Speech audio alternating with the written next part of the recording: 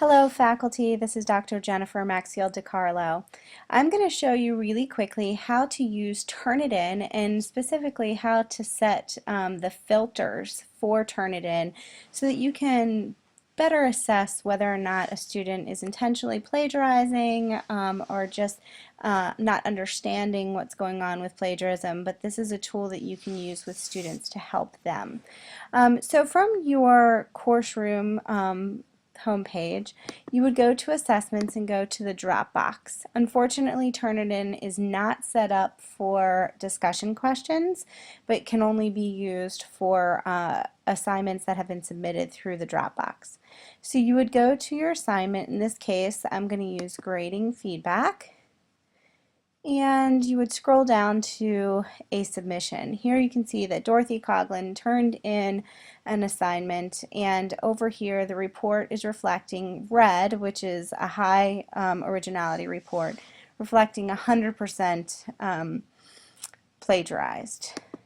So I'm going to click on that red and it'll bring you into Turnitin.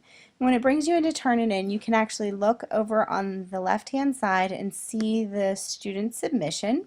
Okay, and then on the right hand side it'll show you where the matches have been found and potential areas for plagiarism. In this case, this paper had been submitted previously by a MACU student, so it's showing that it was 100% plagiarized. So you can see where the matches are. Oftentimes there'll be numerous matches, so there might be matches for internet sites, for other papers that have been submitted. The key here is to remember that oftentimes our courses will have assignments that students build on. So they might do an introduction to a research paper in the first week, and then in the second week they turn in a revised introduction along with maybe their research statement. And so it's important to look at that and see if it's just simply picking up that they've submitted this paper before or whether or not they've actually just copied and pasted from someone else's paper.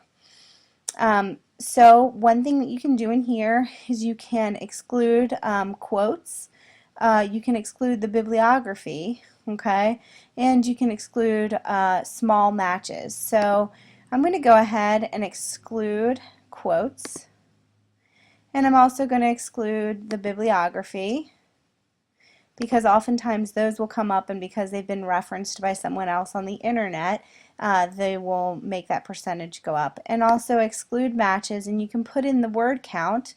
I'm going to say less than 5 words, okay, and you can submit that. Okay, that will change the filter so that it's not picking up any quotes, it's not picking up the bibliography reference section or in-text citations, and it's also not picking up any words in a string that are less than 5 words. And then you can relook at it. In this case, this isn't a great example because this has been submitted over and over as a writing sample, so it's still coming up plagiarized, but please know that when you do this in your actual course rooms with actual students, which I can't do because it would be a FERPA violation, this would change the percentage, and you'd be able to see then the new originality report, which would reflect that quotes and bibliographies and small word chains have been excluded from that originality report.